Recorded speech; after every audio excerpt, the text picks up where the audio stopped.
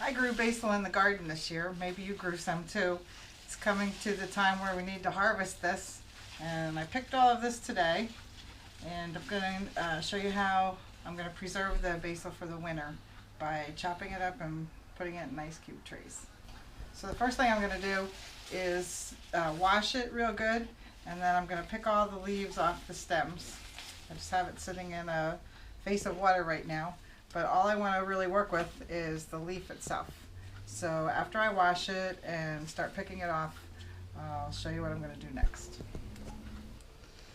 Okay, this is a really nice basil harvest here, and I washed it, and I'm just picking each of the leaves off so I can start chopping it on the cutting board.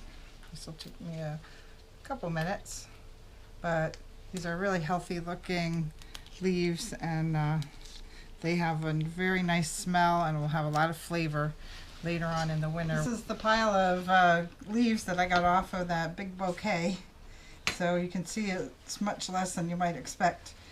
I'm going to chop them up right now. Just make them real fine, because just go through the whole pile so that it's tiny and we can add them to almost anything that you might want to cook later on. Really smells great. I was showing you how to chop all this by hand, but if you happen to have a Ninja or some kind of food blender, the Ninja really works great.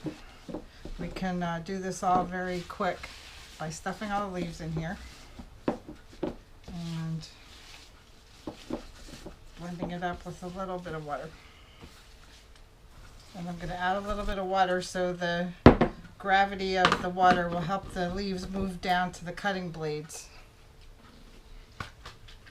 Okay, let's chop this up.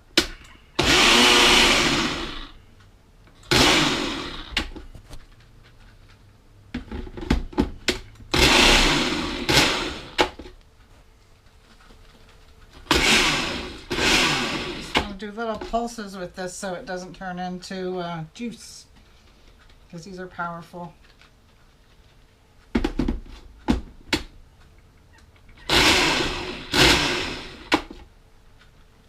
Alright, I think we have this just about ready. Whatever amount of water is in here is okay, because we're actually going to add water to the ice cubes anyway. Now I'm going to preserve these in ice cube trays, and we're going to stuff each ice cube tray holder with some of the chopped up basil, and then we'll add a little bit of water to make sure that they freeze as an ice cube. Tomorrow we're going to take the ice cubes out of the tray, and then we're going to also put them in a Ziploc baggie so you can pull them out at any time over the next couple months.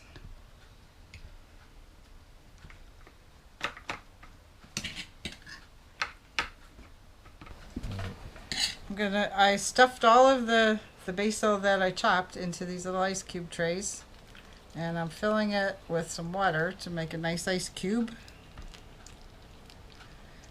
And I'm going to put it in the freezer. Freeze it overnight, pop them out into a baggie, and we'll be ready to cook with them. You can see that the amount of basil that I had to start with was a huge bunch, and it comes down to a dozen ice cubes of basil, so kind of explains why a jar of dried basil costs so much in the grocery store. But this is not comparable, because the fresh basil smell you'll get when you add these to your cooking later on is going to be all worth it. I took the ice cube tray out of the freezer, and now I'm just going to take the ice cubes out of the tray and pop them into a Ziploc baggie. And you can see that the basil remains very green and fresh, and it smells really good. Here's what it looks like.